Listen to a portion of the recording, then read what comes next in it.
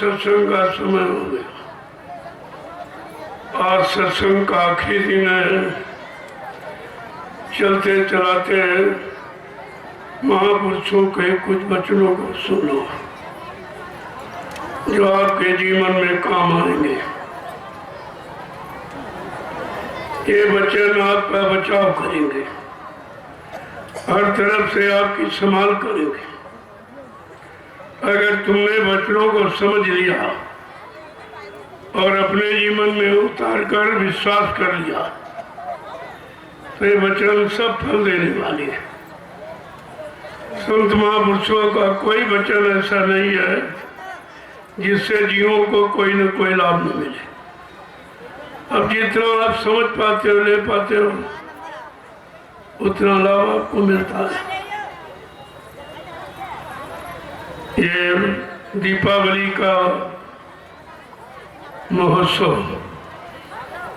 5 दिवसीय आध्यात्मिक सत्संग समारोह आपके जीवन को सत्य मार्ग पर ले आने वाला, सच्चित आनंद दिलाने वाला, जीवात्मा को सतलोक सचखंड अनामी धाम पहुंचाने वाला, ये वो सत्यदेश का संदेश है। ये संदेश काल देश का नहीं है। काल देश में तो हम फंस गए। अब यहाँ से कैसे निकलेंगे, ये निकालने की युक्ति और जीवात्माओं को अपने घर पहुंचाने की युक्ति है। इसलिए बड़ी समझदारी से एक एक वचन को लेके जाओ, और जब घर में बैठो तो वचनों को दोहराते रहो। ये वचन हमारे लिए कहे गए थे, हम कितना मान पाए, कितना चल पाए, अपने जीवन में कितना उतार पाए।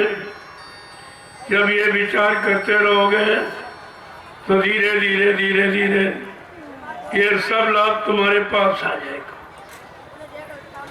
जो भी आपको सुनाया गया या आगे सुनाया जाएगा वो जीवात्माओं के कल्याण के लिए।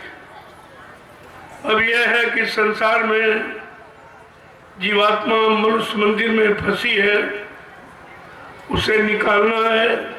इसलिए कुछ न कुछ सांसारिक जो भौतिक जगत में इस पंच भौतिक शरीर के लिए जरूरी आवश्यक है वो भी आपको बताया जाता। लेकिन हमारा प्योर परमात्मा का रास्ता, जीवात्मा जगह परमात्मा से मिले, अपने घर पहुंचे, काल माया के देश से छुटकारा मिल गया। हमारा इशारा केवल उसी तरफ। अब ये जहां जहां फंस गए हो वहां से निकलोगी कैसे, इसलिए थोड़ी सी आपको ये युक्ति भौतिक भी आपको बता दी जाती।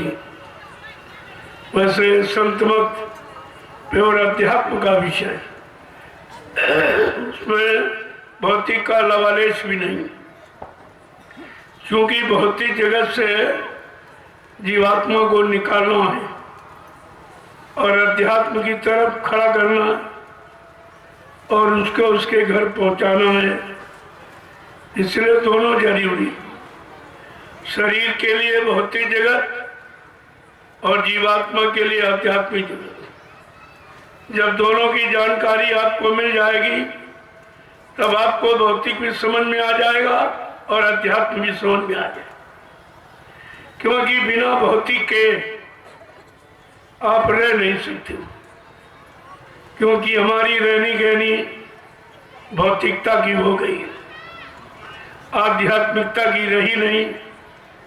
अब धीरे धीरे आध्यात्मिक आपको रास्ता बताया जा रहा है, उस पर चलने के लिए आपको बराबर बराबर प्रेरित किया जा रहा है। तो ये आपको सोचना चाहिए तुम्हारे पर यही गुरु की कृपा हो रही। बिना गुरु की कृपा के कोई जीव इधर से उधर जा ही नहीं सकता। आप सोचो हम अपने बल बुद्धि और धन बल से निकल जाएंगे और फंस जाओगे, क्योंकि ये सब भोगों का दलदल है। जैसे दलदल में आप फंस जाओ, अगर ताकत लगाओ तो और नीचे जाओगे, क्योंकि पैरों के नीचे कोई आधार, ठोस आधार नहीं है। इसलिए हमारी शक्ति बेकार चली जाएगी, वो शक्ति निकालने की बजाय और हमको नीचे ले जाएगी। यही कारण कि हम भौतिक जगत में भोगों में खड़े हैं, भोगों के दलदल में फंसे हैं और ताकत लगा रहे और नीचे जा रहे हो। इसलिए अध्यात्म की जरूरत है। बिना अध्यात्म के भौतिक भी सुचारू रूप से चल नहीं सकता। अगर अध्यात्म समझ में आ जाए तो भौतिक तो आपके पीछे पीछे चलेगा, और ये जितने भौतिक साधन ये सब तुम्हारे पीछे हो जाएंगे। फिर आपको मांगने की जरूरत नहीं पड़ेगी। लेकिन अध्यात्म में जरा चल के तो देखिए आप कि कैसा ये आध्यात्मिक ज्ञान है, आध्यात्मिक रास्ता है, आध्यात्मिक साधन युक्ति है। जब सत्संग वचनों को सुनोगे तो आपकी समझ में सब आ जाएगा। लेकिन इतना माहौल वातावरण खराब हो गया कि अब अध्यात्म तो समझ में आता ही नहीं, और भौतिक भी समझ में नहीं आ रहा कि जिस भौतिक के लिए आप रात पाने के लिए रात दिन प्रयास करते थे, अब आज उससे भी आप परेशान हो रहे। उधर बीमारियों ने घेर लिया, परेशानी, लड़ाई झगड़ों ने घेर लिया, दुर्घटनाओं ने घेर लिया आपको। एक तरह की नहीं, हजारों किस्म की समस्याओं में आप घिर गए हो। अब उस समस्या का समाधान भौतिक नहीं है, वो संतों का अध्यात्म ही है। जिस दिन अध्यात्म तुम्हारी समझ में आ जाएगा, ये भौतिक अपने आप आपका बनता चला जाएगा, क्योंकि भौतिक अध्यात्म के पीछे चलने वाला, आगे नहीं पीछे चलने वाला। लेकिन जब अध्यात्म को समझ लो तब तो कितना प्रयास आपके साथ किया गया कि 10 जुलाई 1952 से 2012 ये मथुरा का समय आप सबको जगाने चिताने के लिए भौतिक से कैसे निकले, अध्यात्म की तरफ कैसे बढ़े चले, उसके लिए समय आपको दिया गया था 60 वर्ष। लेकिन किसी की समझ में कुछ नहीं आया, न भौतिक समझ में आया, न अध्यात्म समझ में आया। जब भौतिक समझ में आ जाए कि भौतिक में सिवाय दुख, तकलीफ, परेशानी, अशांति के सिवा कुछ नहीं, तो धीरे धीरे अध्यात्म की तरफ आप बढ़ने लगोगे। अब यह कुदरत ने एक तमाचा मारा है, हो सकता शायद इससे आपको होश में आ जाए और आप अध्यात्म की तरफ बढ़ने लगो। क्योंकि कुदरत ने अब एक छोटी सी बात, बाबा जी ने आपसे क्या कहा था कि पहले हथौड़ी बजेगी, फिर हथौड़ा और फिर घन, तो सबकी बुद्धि सन्न हो जाएगी। ये तीनों चीजें आपको ध्यान में रखनी चाहिए थी कि महापुरुष ने इशारा ये क्यों किया। हथौड़ी बजने का मतलब, हथौड़ा बजने का मतलब और घन बजने का मतलब, और बुद्धि सन्न हो जाएगी, इसका मतलब सारा बुद्धि का विवेक ज्ञान शून्य हो जाएगा। आपका कोई बल नहीं चलेगा, आपका कोई भौतिक ज्ञान काम नहीं करेगा। बाबा जी ने भी आपसे कहा था आगे ऐसा समय आ रहा है, तुम्हारा सारा विज्ञान 1 किलो गेहूं पर केंद्रित हो जाएगा। एक रोटी का टुकड़ा नाली में पड़ा होगा, आप निगाह बचा के उठा के खा लोगे। अन्य और दवाओं की कमी पड़ेगी, पेड़ों की पत्ती तुम्हें ढूंढे न मिलेगी। ऐसा आएगा तेरे कर्मों का नजारा, और सुनते तो जाओ संदेशा हमारा।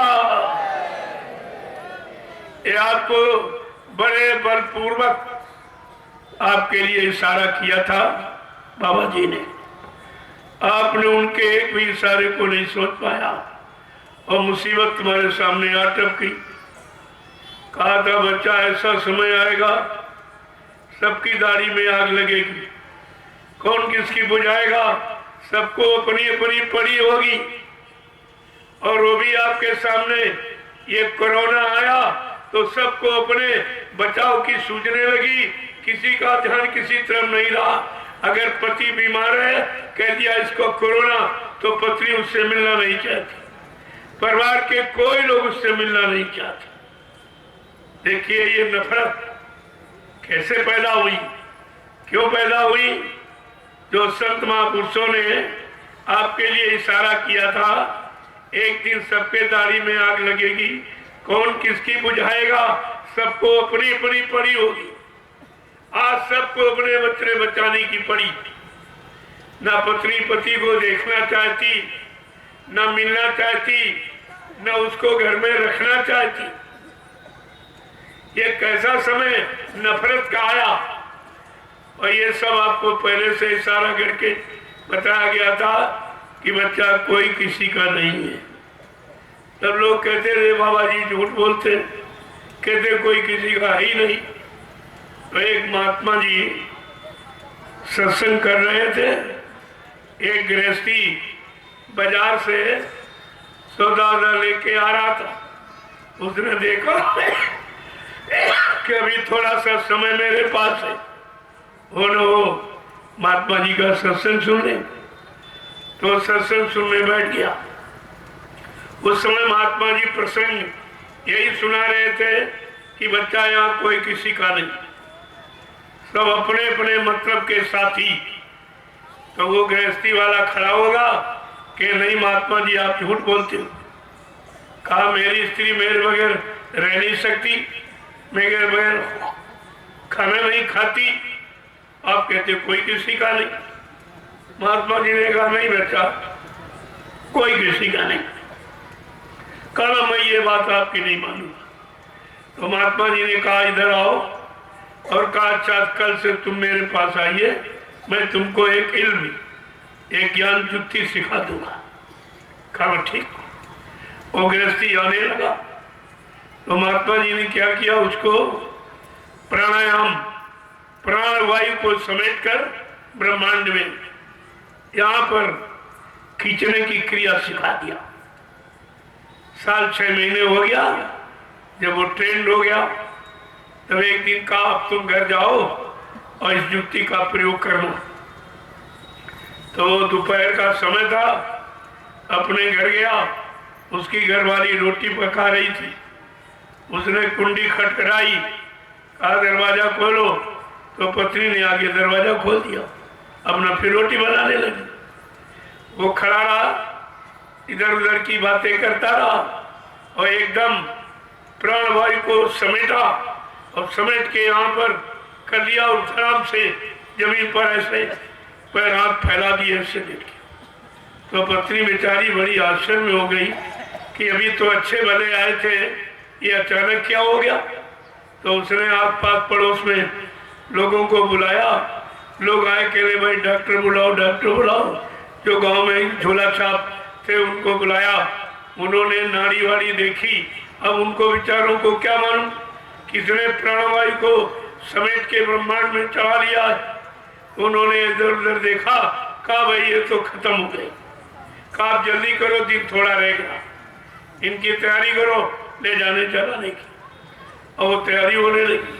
अब वो सुन रहा सब, तो झट से मोहल्ले के लोग बांस वांस काट के ले आए, उसकी तख्ती तैयार कर दी और दुकान से सब सामान आ गया, तिल जौ और मतलब घी और ये अगरबत्ती सब सामान पूरा जो मृतक का होता है और कफन अपन सब ले आई और उसको बांध छोड़ दिया। जब बांधने लगे तो उसके हाथ ऐसे थे, कहा ऐसा करो जल्दी ऐसे ही लपेट दो हाथों में भी। जब लेके चले तो दरवाजा सकरा था, हाथ अड़ने लगे तो लोगों ने कहा फावड़ा लाओ जल्दी से, इसको गिराओ, ये इस दरवाजे को चौड़ा करो, ये कैसे निकलेगा।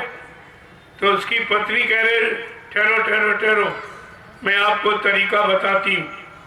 तो गई अंदर और वो चारा काटने वाला गड़ासा उठा के ले आई और कहा इनके हाथ काट दीजिए, यहाँ से ये हाथ पैर काट दीजिए, निकल जाएंगे। बनाने वाला जा रहा, हमारा बना बनाया घर क्यों बिगाड़ रहे हो। और वो सुन रहा अंदर। तो जैसे उसने गड़ासा दिया और लोगों ने लेने की वैसे कोशिश की, वैसे उसने मारा झटका तो रस्सी टूट गई और कफन को समेटकर महात्मा जी के पास दौड़ के गया। कहले महाराज बिल्कुल आप ठीक कहते थे, बिल्कुल आप ठीक कहते थे, कोई किसी का नहीं। अरे के बात तो बताओ। कहलो बात क्या है, अगर जरा मैं चूक जाता तो मेरी पत्नी मेरे हाथ पर कटवा देती।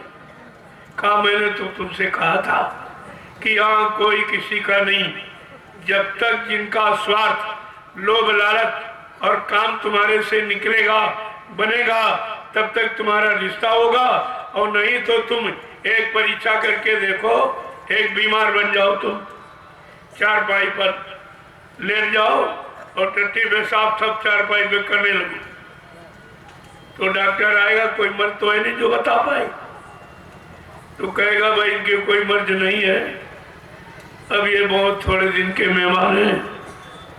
तो वो अब ज्यादा दिन जब हो जाए तो पत्नी पूछने लगी, अरे डॉक्टर साहब ये बताओ इनके मरने की कोई दवा नहीं है, ये कब तक ऐसे पड़े रहेंगे। ना तो काम करने वाले हैं और जो धन था वो सब दवा में खर्चा हो गया अब पैसा भी नहीं और ये पैदा भी नहीं कर सकता, ये तो बेकार हो गया। अब ऐसा करो, कोई मरने वाली दवा बता दो तो कम से कम जो खर्चा दवा पर हो तो बच जाए, वो तो बच जाए। कहने का मतलब है कि यहाँ कोई किसी का नहीं, सब अपने अपने स्वार्थ मतलब के रिश्ते। इसीलिए संत महापुरुषों ने रिश्ते के बारे में पूरी जानकारी दी कि जो तुमने रिश्ते बनाए हैं उनका संबंध और मतलब अर्थ कहाँ तक का।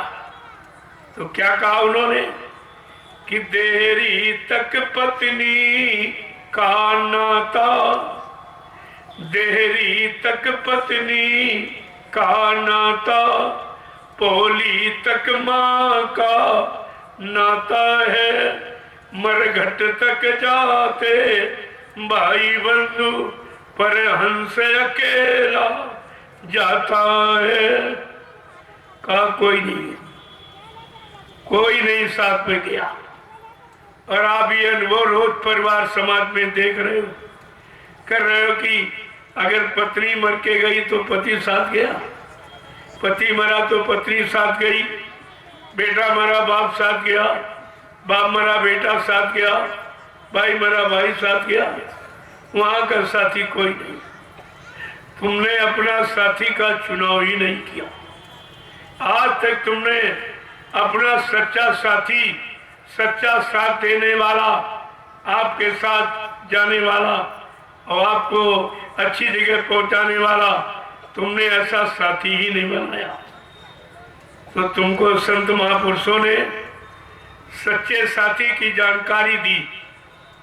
क्या कहा कि संगी साथी गुरु को लेना, इस संगी साथी गुरु जी को लेना, और भेद इन्हीं का जाना है, और सुरति शब्द का साधन करके और अपने घर चली जाना है, फंसना नहीं देश बिराना है।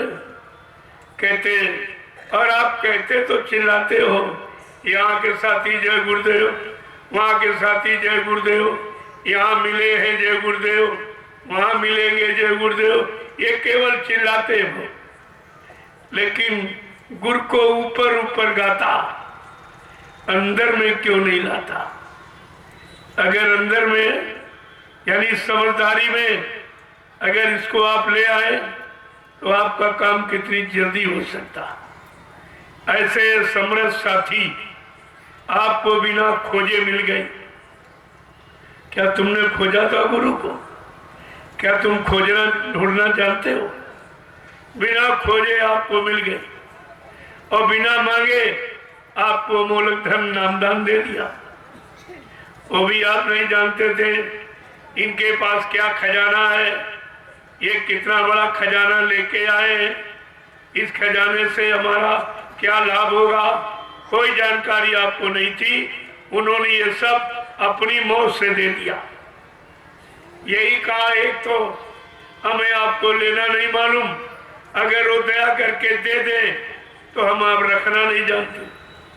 कितने लोगों ने नामदान रखा, नामदान की महिमा कितने लोगों ने समझी, और नामदान देने वाले की कितने लोगों ने महिमा समझी। न नामदान जाना, न नामदान देने वाली की कीमत जानी, और आपके साथ कितना बड़ा धोखा हो गया, जो जीवन में इस धोखे की पूर्ति आपकी कोई नहीं कर सकता।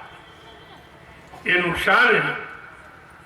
इसलिए महापुरुषों ने हर पक्ष पहलू पर, हर मोड़ पर, जीवन के हर मोड़ पर आपको चिताया, जगाया, होश में लाके खड़ा किया। चाहे राजनीतिक मोड़ हो, चाहे धर्मी मोड़ हो, और चाहे मतलब न्याय सुरक्षा, रोजी रोटी, किसी तरह का कोई जीवन का मोड़ हो, हर जीवन के मोड़ पर आपको सचेत किया गया। आपके लिए व्यवस्था बनाई गई। ऐसे नहीं कहा ये ठीक नहीं, ये ठीक नहीं, नहीं ये अगर ठीक नहीं तो ये ठीक है। ये आपके सामने सब बना के तैयार कर दिया। तब आपसे कहा कि जीवन का मोड़ समझिए। तुम्हारे जीवन का असली मोड़ क्या है जो जीवन को सही सच्चे रास्ते की तरफ मोड़ के खड़ा कर दी? वो मोड़ कौन सा? वो है मोड़ संतों के वचन, जिन्हें सत्संग कहते। सत्संग जीवन का मोड़ है। आपको हर सच्चे अच्छी रास्ते पर मोड़ने का काम करता है, लेकिन सत्संग वचनों को जब आप जीवन में उतारने लगोगे तो तुमको अपना जीवन जीना आ जाएगा कि जीवन कैसे जिया जाए। जीवन तो सभी जी रहे, क्योंकि हमारा आपका जन्म हो गया और ये जीवन चल रहा है। ये कहाँ जाएगा? चल के मौत के पास। ये जब तक चलेगा जब तक मौत के पास नहीं पहुंच जाएगा, और वहीं से जीवन का अंत हो जाता। जन्म, जीवन और मृत्यु, ये तीनों चीजें आपकी, और तीनों बातों को आपको समझना चाहिए कि जन्म तो हो गया, लेकिन हम कैसा जीवन जिए जो मौत में जाने के पहले हम अपना वो काम बना लें कि दोबारा मौत के जाल में आना ही न पड़े। जन्म मरण से छुटकारा मिल जाए। काल माया के देश में न जन्म हो न मृत्यु हो। हम वो काम कर लें, वो काम है भजन, इबादत, यानी नाम की कमाई। जब आप ये करोगे तो इससे आपका ये काम हो जाएगा। आप हमेशा के लिए जीवन धारण करना बंद कर देंगे। फिर आपको शरीर वाला जीवन नहीं, केवल रूहानियत की गिजा। उधर जो केवल रूहानियत की गिजा जहाँ, वहाँ ये भौतिक पंच भौतिक शरीर नहीं है, पंच भौतिक शरीर के भोग नहीं है, और भोगों की उधर कोई गंदगी नहीं है। लेकिन बगैर सदगुरु के ये दिव्य ज्ञान और सत्य ज्ञान किसी को मिल नहीं सकता। इसकी कोई मार्केट दुकान नहीं लगी। ये तो सदगुरु की दया से, जहाँ पर कृपा वही सदगुरु की, कहते जिस पर सदगुरु की कृपा हो गई वही बेचारे बच पाए और बाकी फंसे काल के जाल। जहाँ पर दया वही सदगुरु की, वही हुए निहाल और बाकी फंसे काल के जाल। जिस पर समय की सदगुरु की महान दया कृपा मेहरबानी हो गई, काल माया के देश में वही बेचारे बच पाए और बाकी सब मार खा रहे। चाहे राजा हो, चाहे धनी मानी हो, चाहे राष्ट्रपति प्रधानमंत्री, कोई पद हो, ये काल माया की सब मार खा रहे हैं।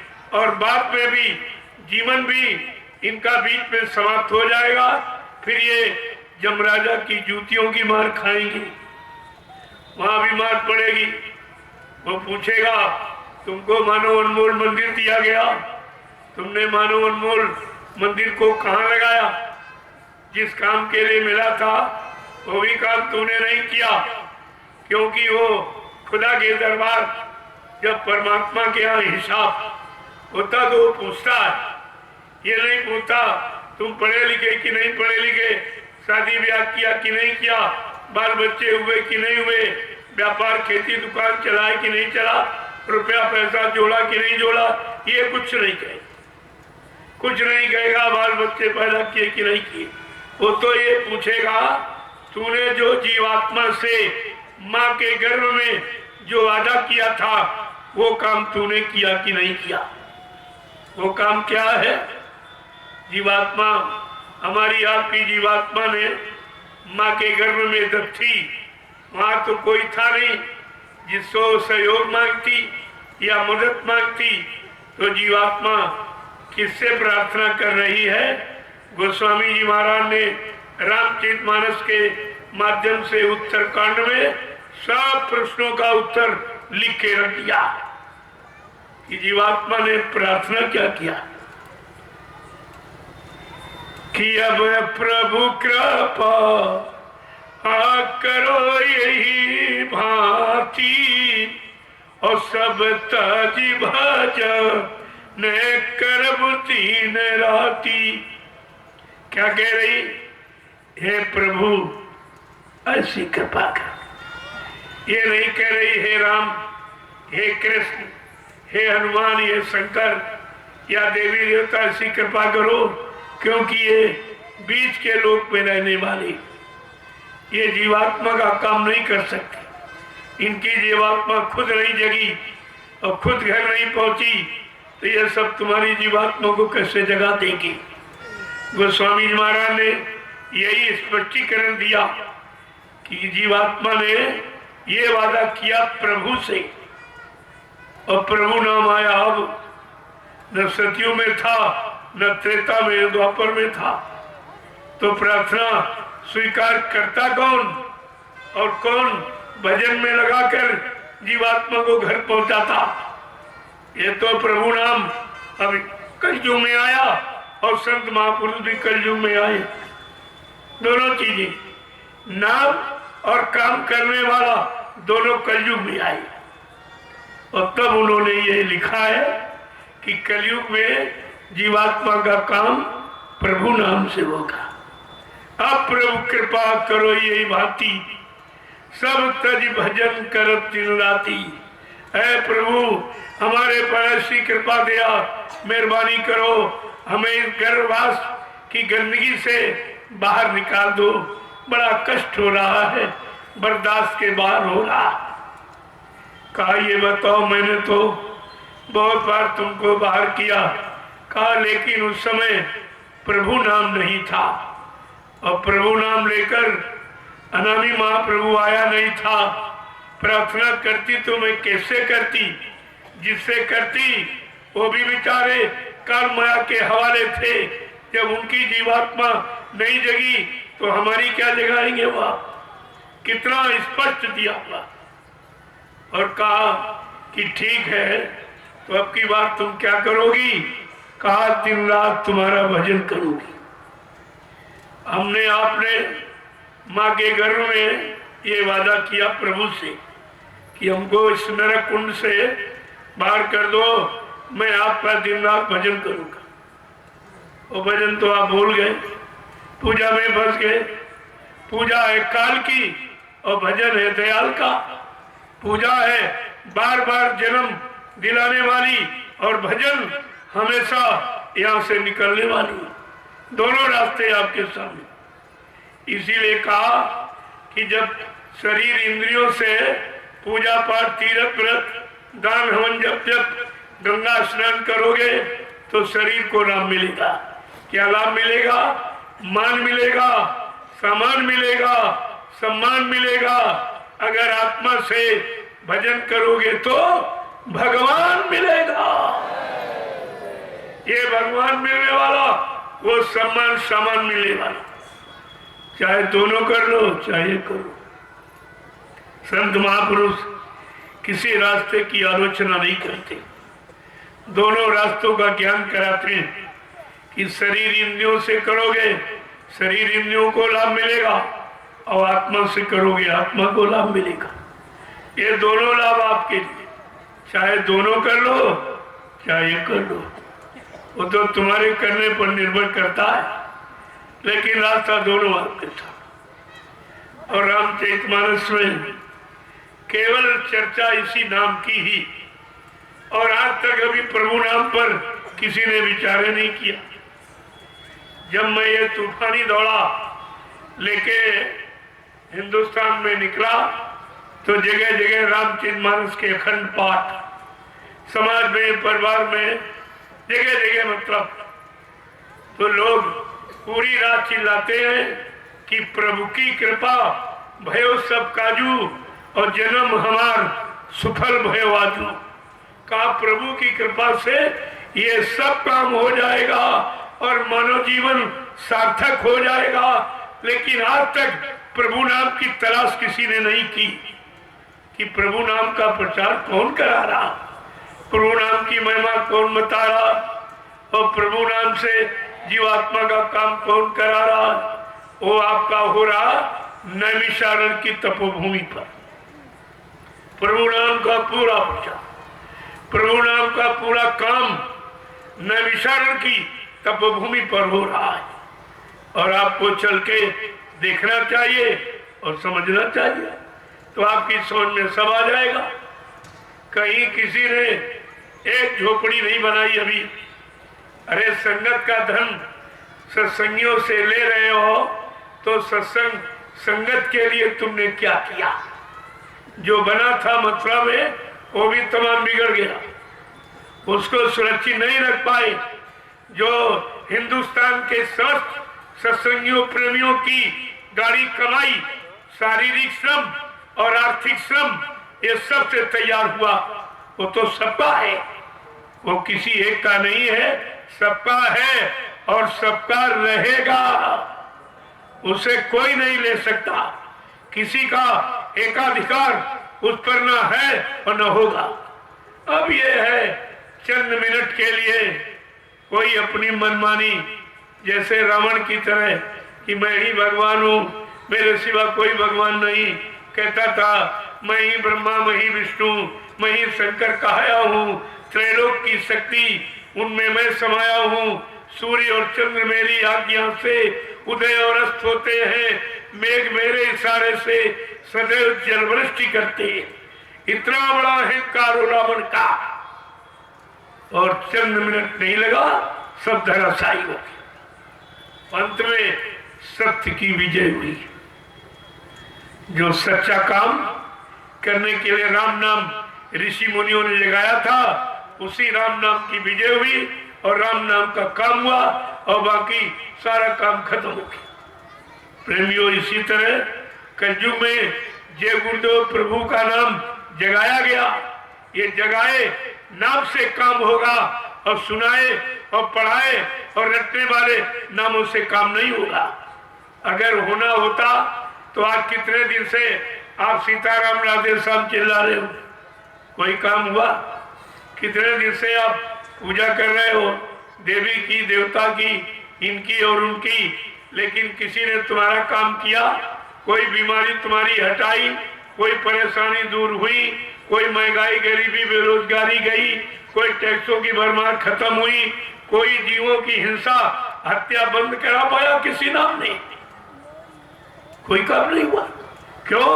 वो अपने समय के नाम सत्य थे, अपने समय में उन्होंने काम किया और उनके काम का इतिहास बन गया। उन्होंने दुष्टों को मारा, संहार किया और धर्म की स्थापना की। ये उनका काम है, लेकिन उनका अपने समय का काम, आपके समय का काम नहीं है।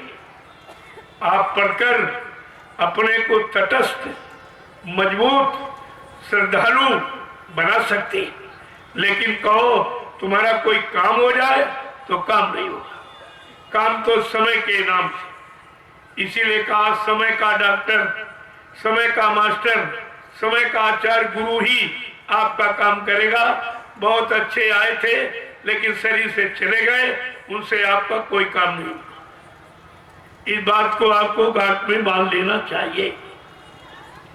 सम्राट दाता दयालु ने शरीर से कितना वादा किया आपसे कि मैं व्यवस्था परिवर्तन करूंगा, मैं इसी शरीर से कलयुग को भगाऊंगा, सतयुग को लाऊंगा, न्याय सुरक्षा रोजी रोटी की व्यवस्था बना के दूंगा, सबको शाकाहारी बनाऊंगा, सबकी जीवात्मा को जगाऊंगा, परमात्मा से मिलाऊंगा और अपने जगह नाम जहाज पर बैठाल कर इन जीवात्माओं को इनके घर पहुंचाऊंगा। ये समय का काम है, समय की आवाज पुकार है और तुमने समय की आवाज को ठुकरा दिया। जिसने आवाज लगाई तो उसको कह रहे हो मर के चले गए, तो ये आवाज को पूरा कौन करेगा? ये आवाज कौन सिद्ध करेगा? ऐसा कोई धरती पर है जो कलयुग को भगा दे और सतयुग को लाके खड़ा कर दे? या न्याय सुरक्षा रोजी रोटी की व्यवस्था सारे विश्व की बना दी, तुम अपने घर परिवार की नहीं बना पाए हो और ये जिम्मेदारों ने देश समाज की व्यवस्था नहीं बना पाई, लेकिन बाबा जी ने विश्व की व्यवस्था बनाने का संकल्प लिया है। ये वादा है, ये छोटा मोटा काम नहीं है और आपको ये समझदारी रखनी चाहिए। लेकिन तुमने तो कोई समझदारी नहीं रखी, सब आपने भुला दिया। और जब भूल गए तो खुद ही आप भूल-भुलैया में चले गए। अब आपको कोई परेशानियों से, दुख तकलीफों, बीमारियों से निकालने वाला कोई है, या ऐसी कोई आवाज लगा रहा? जो काम यहाँ हो रहा ये भी काम नहीं कोई कर रहा, किसी के बस की बात नहीं है। मैंने शोभा यात्रा निकालकर अपना परिचय दिया था कि मैं कौन सा काम करने आया हूँ। मैं सबको प्रसाद देने आया हूँ, सबको बीमारी महामारियों से बचाने की युक्ति, ये रास्ता बताने आया हूँ, और प्रेम प्यार मोहब्बत सेवा का पाठ पढ़ाने आया हूँ, और अनुशासन लोगों को सिखाने आया हूँ। इतने काम लेकर के मैं निकला और आपको पूरा परिचय दिया मैंने, लेकिन आपकी समझ में कुछ नहीं आया। और फिर मैंने आप नित्य प्रति एक झंडा गाड़ दिया और कहा झंडे की परिक्रमा करो, तुम्हारी बीमारी जो डॉक्टर वैद्य और दवाओं से नहीं दूर हुई, इसमें आपको काफी राहत मिलेगा, भूत प्रेतों से आपको निजात मिल जाएगी। लेकिन शर्त यह है कि आपको शाकाहारी रहना पड़ेगा, बिना परहेज के कोई दवा नहीं काम करती, ये परहेज है। अगर आप शाकाहारी हो जाए तो ये झंडा आपकी बहुत मदद करेगा। और झंडे में लिखा जय गुरुदेव नाम प्रमुख, अरे नाम ही काम करता, झंडा नहीं, जो लिखा है वो नाम काम कर रहा। और नहीं जो लोग कह रहे बाबा जी चले गए, वो भी तो जय गुरुदेव नाम बोलते।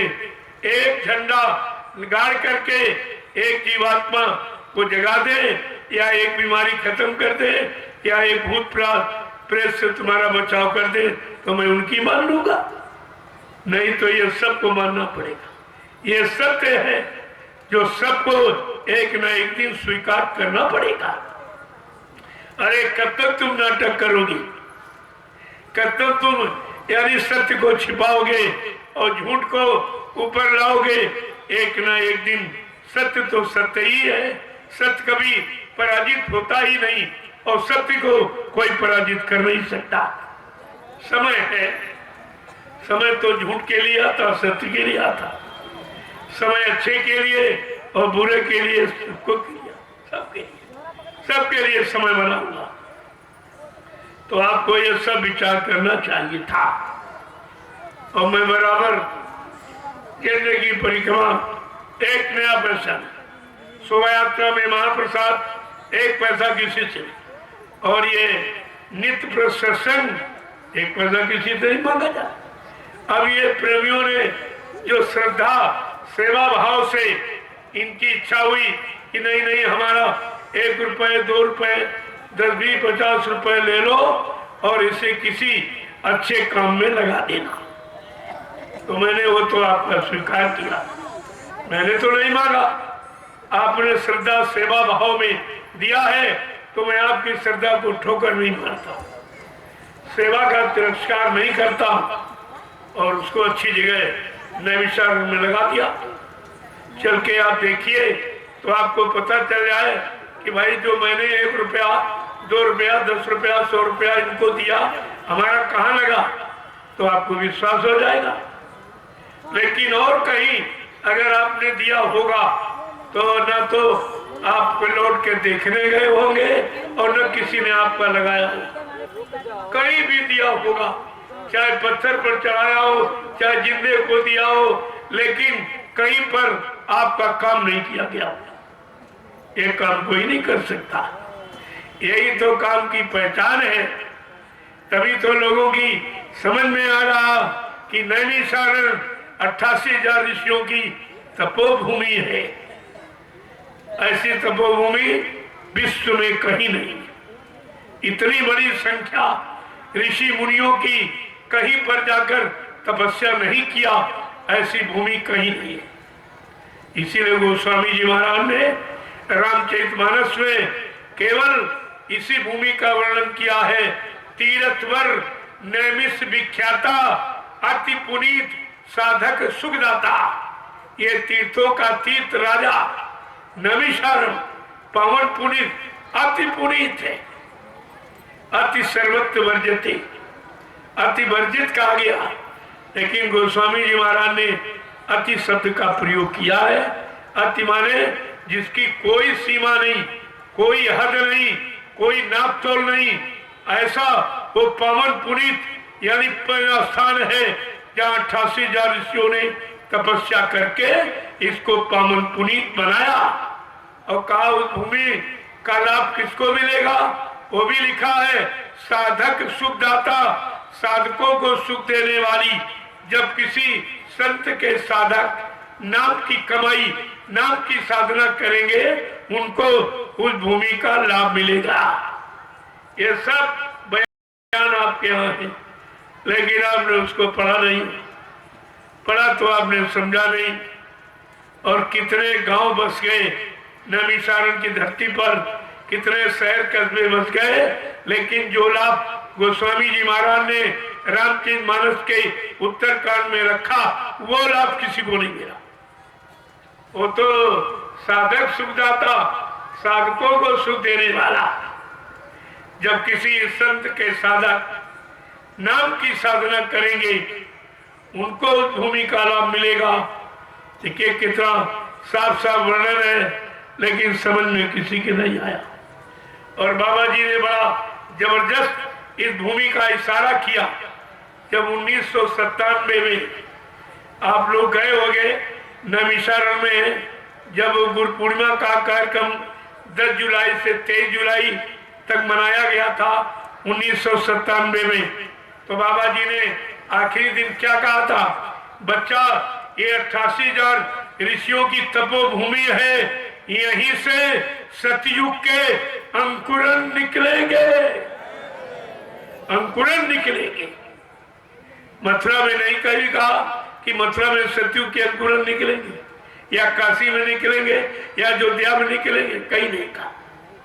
गोस्वामी जी महाराज ने ये सब कुल लिख के बताया आपको। और बाबा जी ने भी जबरदस्त भूमि का इशारा किया कि सतयुग के अंकुरन यहीं से निकलेंगे। तो प्रेमी अंकुरन क्या आसमान में निकलेंगे? अरे जमीन सबका आधार है। तो मैंने उन्हीं वचनों को ध्यान में रखकर और वहां पर वो ऋषि मुनियों की तपोभूमि को आपकी गाड़ी कमाई से खरीद लिया गया। आपकी, मेरा उसमें कुछ नहीं है। आपने जो 1, 2, 10, 50, 100 दिया, उसको मैंने संभाल के रखा, क्योंकि मेरे पास तो कोई खर्चा नहीं, कोई फल फ्रूट मेवा मैं खाता नहीं, कोई घी तेल तला मैं प्रयोग करता नहीं, कोई ईठा मीठा मैं खाता नहीं। मेरा बहुत सादा हो, 1 रोटी दोपहर 1 शाम, सादा बिल्कुल भोजन। तो तुमने जो दिया वो सब बच गया, क्योंकि कपड़ा तो हम पहनते नहीं, आपने दे दिया तो पहन लिया। ये कपड़े भी आपके दिए हुए पहन रहा हूँ। 1 रोटी सुबह शाम वो भी आपकी दी हुई खाता हूँ। और आपने गाड़ी दे दी कि मैं तो पैदल प्रचार करने वाला, साइकिल से प्रचार करने वाला। कहा नहीं नहीं, हिंदुस्तान बहुत बड़ा है। तमाम स्वार्थी लोभी लालचियों ने गुरु परिवार में विघटन पैदा कर दिया, गुरु से लोगों को अलग कर दिया, गुरु की दया से लोगों को हटा दिया। तो जितनी जल्दी हो सके गुरु वचनों को आप गुरु परिवार के प्रेमियों के कान तक पहुंचा दीजिए। मैं तो आपके आदेश का पालन कर रहा हूं, सबके कान तक गुरु वचनों की आवाज पहुंचा रहा हूं।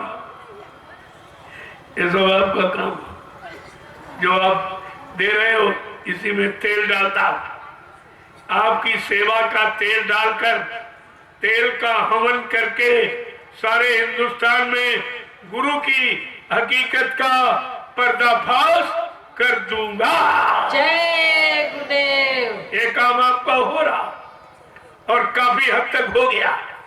थोड़ा बहुत बाकी रह गया है, वो भी गुरु की दया से वो भी हो जाएगा, उनकी दया से सब हो जाएगा। हमको अपने गुरु पर भरोसा है, ईश्वर पर विश्वास है, ये सब काम होगा। देर भले हो लेकिन अंधेर नहीं हो, क्योंकि सबका समय निश्चित है। वो तो बाबा जी ने पहले ही कह दिया था कि मतलब यानी आगे एक ऐसी नाजुक स्थिति बना के खड़ी कर दूंगा, फिर एक छोटी सी लीला करूंगा, छोटा सा खेल खेलूंगा। मेरे लीला और खेल को देखकर तुम भ्रमित मत हो जाना और भजन करके मेरा इंतजार करना, इंतजार करना। भजन करते बचनों को याद करते, ये इंतजारी का विषय ये। वचन भूल जाओगे तो भजन भूल जाओगे। भजन तो तुम ऐसे कर ही नहीं सकते हो, क्योंकि भजन बगैर सत्संग और बगैर सेवा के भजन कोई कर ही नहीं सकता। जब सत्संग सुनोगे तो आपकी समझ में आएगा कि भजन बनने का तरीका क्या है। कहा वो तो सेवा है। क्यों? भजन कलयुग में जीव कर ही नहीं सकता। तामस दे भजन नहीं होई। कलयुग में तामसी आहार है, तामसी विचार है, तामसी क्रियाकलाप, लिहाजा कलयुग का जीव भजन नहीं कर सकता।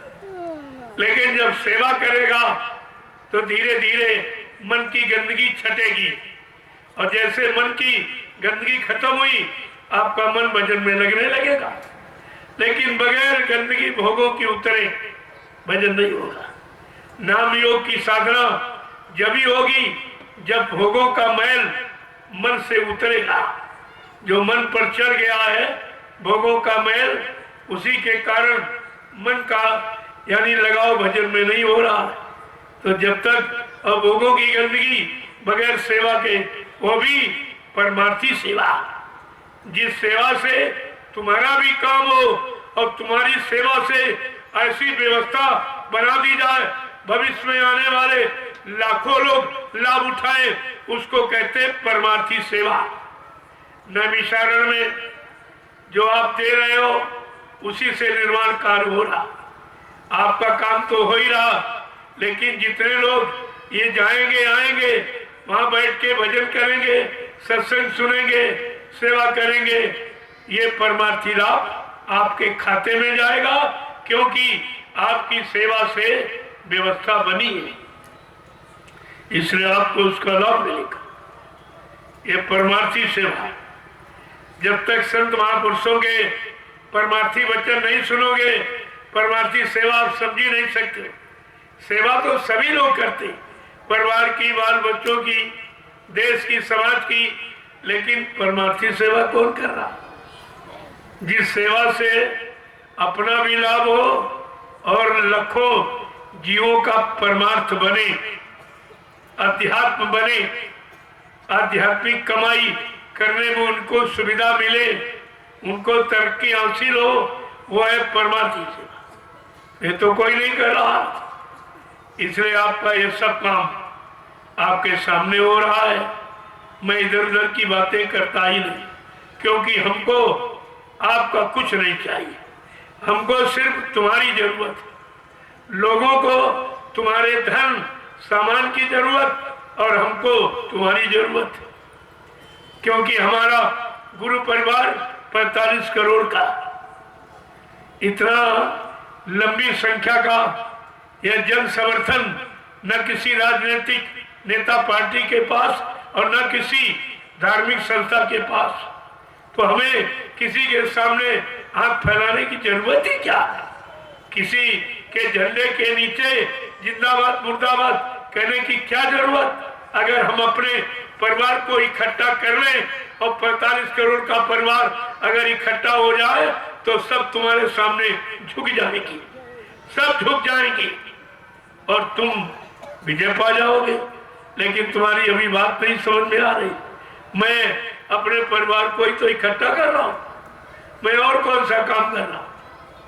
न किसी की निंदा करता हूं, न किसी की अवहेलना करता हूं, न किसी का निरादर करता हूं, न किसी का तिरस्कार करता हूं।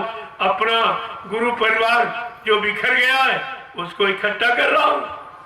और देख लीजिए ये संख्या, ये तो अभी कुछ नहीं है। जब 45 करोड़ जहां इकट्ठे हो जाएंगे, कहीं ऐसा मैदान है जिसमें 45 करोड़ आ पाएंगे? जब ये थोड़े से लोग 1 2 3 जिले के थोड़े थोड़े आ गए, तब तो यहाँ जगह नहीं मिल रही।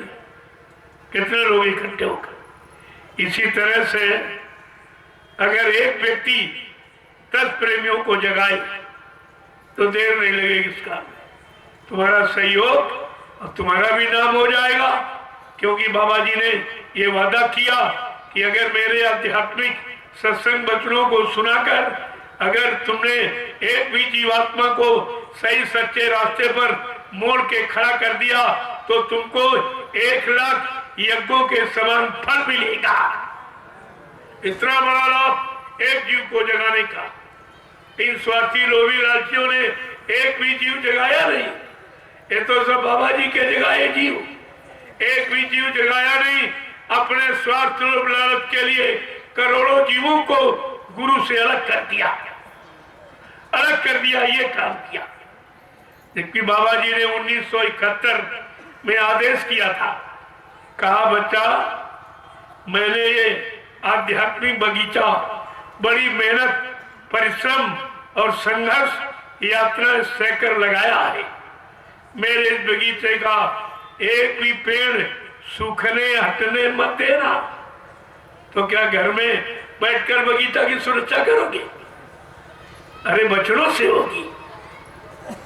और कहा कि और तुमने इन्होंने एक भी आदेश माना किसी, एक भी यानी सत्संगी प्रेमी को गुरु की जगह टिकने नहीं दिया, बल्कि भगाने की कोशिश, हटाने की कोशिश इतनी ज्यादा की कि सबको गुरु के दरबार से अलग कर दिया, गुरु चरण से अलग कर दिया, गुरु से मिलने वाला लाभ उससे वंचित कर दिया। ये कितना भारी नुकसान। क्या इस अपराध को कोई क्षमा करेगा जो गुरु के बरखिलाफ है, गुरु के आदेश के एकदम बिल्कुल विपरीत?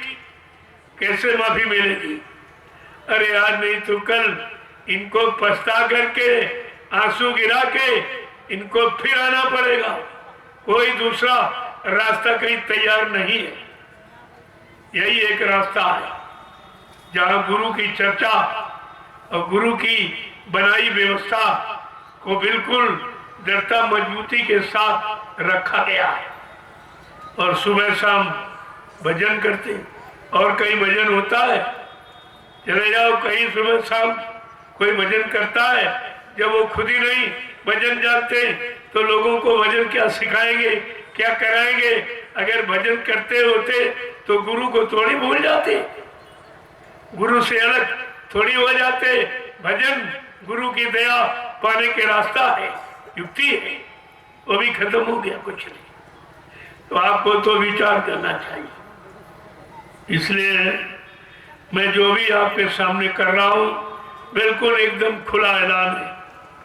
मैं पर्दे में कोई बात कहता नहीं, जो कहूंगा सरे मन से कहूंगा, इधर उधर बैठ के कुछ नहीं।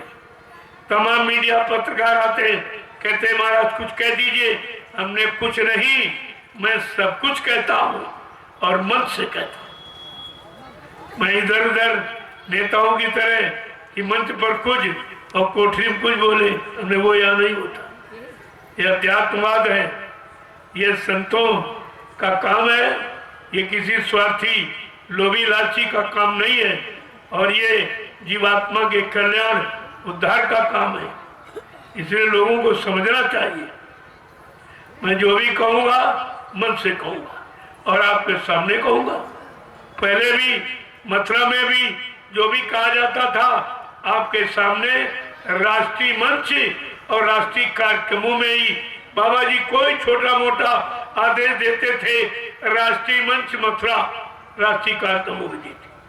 मैंने ये लोगों से पूछा, क्या बाबा जी के मुंह से आपने मथुरा में राष्ट्रीय मंच राष्ट्रीय कार्यक्रम में बाबा जी के मुंह से आपने ये सुना है कि हमने इसको यानी वसीयत कर दी या इसको नाम पावर दे दिया? क्या किसी ने सुना था? अरे इतने लोग बैठे हो, सत्य बोलिए आप, क्या बाबा जी के मुंह से आपने मथुरा में राष्ट्रीय कार्यक्रम और राष्ट्रीय मंच से क्या आपने कभी ऐसा सुना था कि बाबा जी ने कभी अपने मुंह से ये कहा कि मैंने इसको वसीयत कर दी या इसको नाम पावर दे दिया? नहीं। फिर आप कैसे बोल? आप गुरु की सुनने गए थे कि चेलों की सुनने गए? गुरु महाराज की। गुरु की मानने गए कि चेलों की मानने गए? गुरु की। आपकी समझ में कुछ नहीं आया, कुछ भी तो तुम्हारे समझ में नहीं आया, तो इसीलिए तुम सब बुलबुलैया में पड़ गए हो। अरे गुरु पार करेगा कि चेला पार करेगा? अगर चेले के लिए होता तो गोस्वामी जी महाराज ने रामचरित मानस में ये क्यों लिखा? क्या लिखा उन्होंने कि गुरु बीन भाव निधि तरह ना कोई, और जो भी रांची इस शंकर सम होई। कहा कि गुरु के बिना भवसागर कोई पार जा ही नहीं सकता। उन्होंने लिख दिया कि चेले के बिना गुरु भवसागर पार हो जाओ। स्पष्ट कितना लिखा गया और फिर भी आप भूल गए। समझ में आपके कुछ नहीं, ना पहले वाला ना वर्तमान वाला, तो दोनों से आप वंचित रहेंगे। आपकी समझ में क्या आया? इसलिए सत्संग वचनों को पकड़ के रखो। जो जो मैंने इन 5 दिन में आपके कानों तक आवाज पहुंचाई है, इसको संभाल के रखिए। आगे का समय बहुत खराब। यही वचन तुम्हारी मदद करेंगे, तुम्हारी संभाल करेंगे, तुम्हारी रक्षा करेंगे, तुमको हर तरफ से बचाएंगे। इसलिए इन वचनों को आपके सामने कहना लाजमी है। तभी समय से कहा जा रहा कि क्या जरूरत थी? अगर हमको आपसे हमदर्दी न होती तो हम क्यों पूरे हिंदुस्तान का दौरा करते? हमें कोई लोभ लालच तो आपसे था नहीं। आपसे कोई चीज मैंने मांगी नहीं कभी भी, न पहले मांगी न मांगता हूं। जो सेवा श्रद्धा भाव में आप देते उसी से सब काम हो रहा है, तो हमें मांगने की जरूरत ही क्या? क्या जरूरत उसकी? इसको पहले काम को देखिए आप, तब तुम्हारी समझ में सब आ जाएगा। जिंदगी में हजारों का मेला जुड़ा, ये हंस जब जब उड़ा तब अकेला उड़ा। जिंदगी में हजारों का मेला जुड़ा, ये हंस जब जब उड़ा तब अकेला उड़ा। न राज राजे रहे न कोई रानी रही, और सिर्फ कहने को झूठी कहानी रही। 4 दिन का ये झूठा ये झमेला जुड़ा, और हंस जब जब उड़ा तब अकेला उड़ा। जिंदगी में हजारों का मेला जुड़ा, ये हंस जब जब उड़ा तब अकेला उड़ा।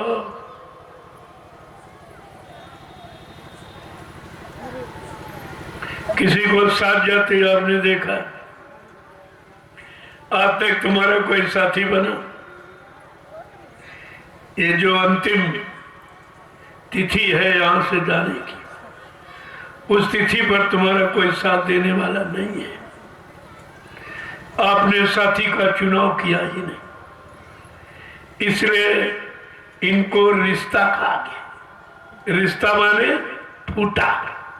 कहते बर्तन रिस रहा है, यानी फूटा है, और एक दिन ये सब कुछ अंदर वाला निकल जाएगा। जब फूटा है तो एक दिन सब बह जाएगा, बर्तन खाली हो जाएगा। इस इशारे को आप नहीं समझ पाए कि रिश्ते नाते क्या है। ये रिश्ते नाते हैं, यानी रिश्ते माने ये फूटे नाते, ये टूटे नाते, ये तुम्हारा साथ देने वाले नहीं। आपने इस शब्द पर कभी विचार विमर्श किया है? कुछ नहीं, कुछ नहीं है। देखो कितना इशारा किया कि ना राज राजे रहे न कोई रानी रही, और सिर्फ कहने को झूठी कहानी रही। 4 दिन का ये झूठा ये झमेला जुड़ा, और हंस जब जब उड़ा तब अकेला उड़ा। ये खजाने गड़े के गड़े रह गए, महल दुमहले खड़े के खड़े रह गए। अंत में लखपति को न धेला जुड़ा, ये हंस जब जब उड़ा तब अकेला जुड़ा। चेतो प्यारे सभी आ डटो धर्म पर, चेतो प्यारे सभी आ डटो धर्म पर। सतगुरु की हिदायत का पालन करो, चेतो प्यारे सभी आ डटो धर्म पर। और सतगुरु की हिदायत का पालन करो। कह रहे हैं गुरुजी न साथ देगा कफन, मौत के दामन में तू अकेला खड़ा। जिंदगी में हजारों का मेला जुड़ा, ये हंस जब जब उड़ा तब अकेला उड़ा। चेतो प्यारे सभी आ डटो धर्म पर, सतगुरु की हिदायत का पालन करो। कह रहे हैं न साथ देगा कफन, मौत के दामन में तू अकेला खड़ा। जिंदगी में हजारों का मेला जुड़ा, ये हंस जब जब उड़ा तब अकेला उड़ा। जय गुरुदेव। जय गुरुदेव। प्रेमियों, हमारी आपकी स्थिति है, हमारी जीवन लीला एक दिन यहीं से समाप्त हो जाती है, और जिनको जिनको अपना बनाया वो सब वीरानी हो जाती। तुम्हारा साथ देने वाला कोई नहीं। कहा इसके आगे भजन ही है साथी, और भजन भी बिना तू अकेला रहेगा। अरे मन ये 2 दिन का मेला रहेगा। कहा कि तुम्हारा यहाँ कुछ नहीं, जो भजन जो नाम की कमाई कर लोगे वही साथ जाएगी, और दाम की गवाही यही छूट जाएगी। और करोड़ों अरबों खरबों कितने आप इकट्ठा कर लो, लेकिन एक पाई आप ले नहीं जा सकते हो कि ये, क्योंकि ये काल का सामान है, तुम्हारा नहीं है। दयाल का सामान जीवात्मा ले जा सकती, और वो है भजन नाम की कमाई, ये तुम्हारे साथ जाएगी। इसीलिए संत महापुरुषों ने कहा 24 घंटे में 22 घंटे तुम दाम की कमाई करो। हम मना कब करते हैं, लेकिन 2 घंटे तुम नाम की कमाई करो। 1 घंटा सुबह, 1 घंटे शाम को आत्मा के घाट पर बैठकर नाम की कमाई, ये 2 घंटे वाली कमाई तुम्हारे साथ जाएगी, और 22 घंटे ये दाम की कमाई यहीं छूट जाएगी, ये यहीं रह जाएगी। अब आपको निर्णय लेना चाहिए। जब कुछ साथ कोई नहीं ले गया तो हम कैसे ले जाएंगे। अब यह है संत महापुरुषों की शरण में आके तुम दाम की कमाई का सही प्रयोग कर सकते हो।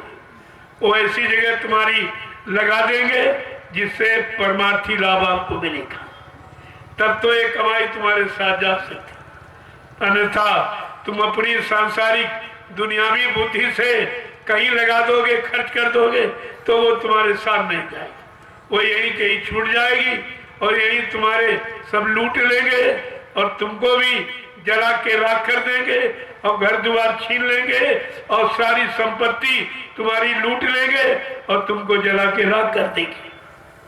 फिर भी तुम्हारी समझ में नहीं आ रहा, ये इतना बड़ा अपमान करेंगे एक दिन, और इन्हीं के लिए हम रातों दिन परेशान हो रहे हैं। अरे कुछ अपने लिए भी कर लो।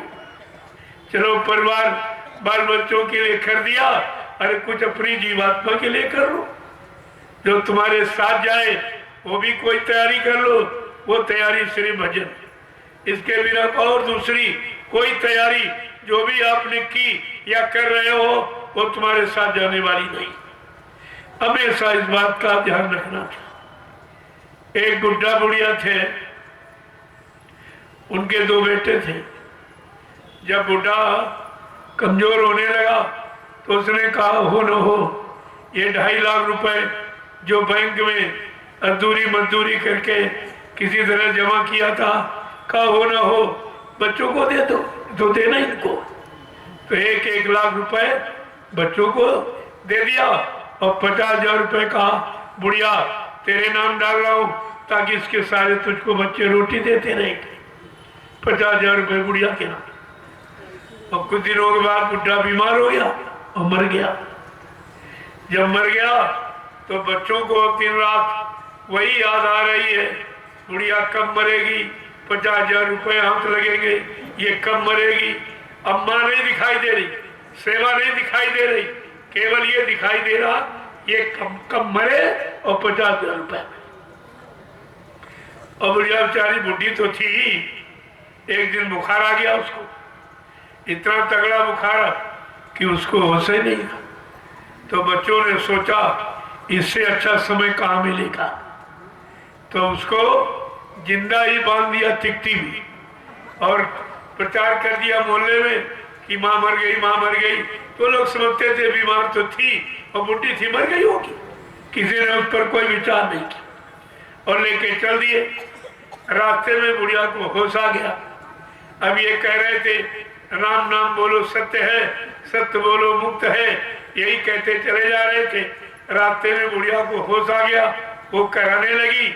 तो वो क्या कह रहे हैं, राम नाम बोलो सत्य है, सत्य बोलो मुक्त है। और बुढ़िया बोले वो भी सत्य है, राम नाम बोलो सत्य है, बुढ़िया बोले वो भी सत्य है। ये कहते चले जा रहे और जिंदा ही उसको लकड़ियों पर रख के जला के राख कर दिया। ये है रिश्ता। अब मातृ भक्ति, पितृ भक्ति, गुरु भक्ति सब खत्म। केवल धन भक्ति, स्वार्थ भक्ति, लोभ लालच भक्ति, भोग भक्ति रह गए, बाकी सब भक्ति खत्म। आपने सारी भक्ति को तिलागिरी दे दी और ये भक्ति आपकी रहेगी। तो कहने का मतलब है यहाँ कोई किसी का नहीं है। अपना काम बनाओ, अपने घर की तैयारी करो, क्योंकि वहां तो जाना पड़ेगा। अगर घर पहुंच गए तो हमेशा की मार बच जाएगी। जो हमेशा यहाँ चलाए जा रहे हैं, गाड़े जा रहे हैं, फेंके जा रहे हैं, ये दुर्गति बच जाएगी। अगर एक बार नाम की कमाई यानी भजन कर लिया और जीवात्मा अपने घर पहुंच गई तो इस काल माया के झगड़े झंझट में फिर कभी नहीं आएगी, कभी नहीं आएगी फिर। तो आपको यह सब विचार करना चाहिए, लेकिन विचार आप करते नहीं हो क्योंकि आपके अंदर को विचार भर गया। आज ये अंतिम दिन है। हमारी आपसे एक प्रार्थना है कि आप शाकाहारी हो जाओ और भजन करने लगो, क्योंकि वादा आपने किया है। मैं कोई नई बात नहीं बता रहा हूं। ये जीवात्मा का वादा प्रभु से गर्भवास में हुआ, बेचारी भूल गई है।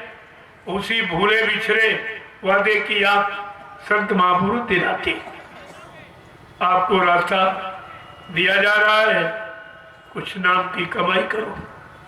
अरे इतना सरल नाम तो कभी किसी युग में नहीं आया। नाम जपते रहो, काम करते रहो, जय गुरुदेव कहते रहो, नाम जप काम करते रहो।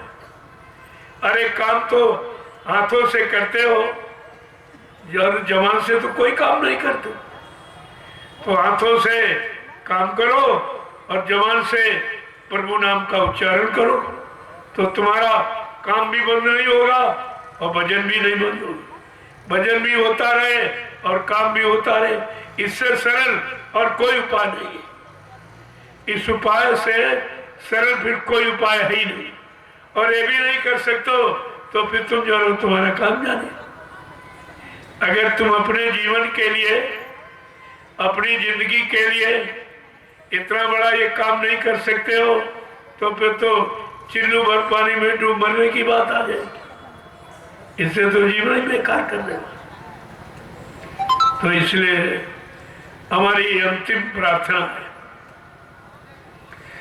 कि प्रभु का भजन सब करो धीरे धीरे, भजन सब करो धीरे धीरे, प्रभु का भजन सब करो धीरे धीरे, प्रभु का भजन सब करो धीरे धीरे, मिले शांति मन को तभी धीरे धीरे, मिले शांति मन को तभी धीरे धीरे, की हीरा जन्म ये अमोलक मिला है, यही जन्म अमोलक मिला है, व्यर्थ में खो रहे हो इसे धीरे धीरे, व्यर्थ में खो रहे हो इसे धीरे धीरे, व्यर्थ में खो रहे हो इसे धीरे धीरे, व्यर्थ में खो रहे हो इसे धीरे धीरे, प्रभु का भजन सब करो धीरे धीरे, प्रभु का भजन सब करो धीरे धीरे, मिले शांति मन को तभी धीरे धीरे, मिले शांति मन को तभी धीरे धीरे, विषय वासनाओं में पागल बने हो, विषय वासनाओं में पागल बने हो, विषय वासनाओं में पागल बने हो, विषय वासनाओं में पागल बने हो, दमन इंद्रियों का करो धीरे धीरे, दमन इंद्रियों का करो धीरे धीरे, मिले शांति मन को तभी धीरे धीरे, मिले शांति मन को तभी धीरे धीरे, कि सत्संग सरिता का जल निर्मल, सत्संग सरिता का जल निर्मल, धुलेगी कर्म गंदगी धीरे धीरे, धुलेगी कर्म गंदगी धीरे धीरे, मिले शांति मन को तभी धीरे धीरे, मिले शांति मन को तभी धीरे धीरे, माता पिता सुत ये दारा बिरादर, माता पिता सुत ये दारा बिरादर, सबों से किनारा करो धीरे धीरे, सबों से किनारा करो धीरे धीरे, मिले शांति मन को तभी धीरे धीरे, मिले शांति मन को तभी धीरे धीरे, प्रभु का भजन सब करो धीरे धीरे, प्रभु का भजन सब करो धीरे धीरे, जय गुरुदेव। जय गुरुदेव। प्रेमियों भजन समझ लो कि भजन किसे कहते हैं, भजन कैसे करोगे। महापुरुषों ने बहुत सरल तरीका कज्जू में गंदे कमजोर जीवों के लिए रखा, बहुत सरल। क्या रखा है कि मन की तरंग मार दो बस हो गया भजन, मन की तरंग मार दो बस हो गया भजन, आदत बुरी संभाल लो बस हो गया भजन, विषयों से ना जुदा है भोगों पे तू पिता है, विषयों से ना जुदा है भोगों पे तू पिता है, और इंद्री लगाम थाम लो बस हो गया भजन, इंद्री लगाम थाम लो बस हो गया भजन, आदत बुरी संभाल लो बस हो गया भजन, घर गृहस्थी में रहना। आप कलयुग में आपको साधु नहीं बनना, साधुता एक विचार है, विचार ही आपको सुविचार विचार आपको अच्छे कर्म की तरफ ले जाता है। कलयुग में बनना नहीं साधु, साधुता धारण करनी है।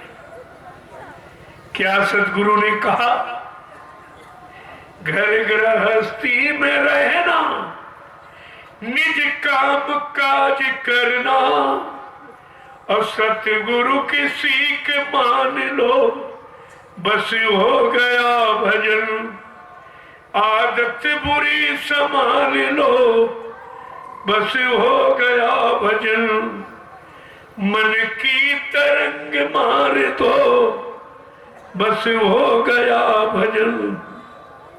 कितना सरल कहा है। घर गृहस्थी परिवार एक जिम्मेवारी है,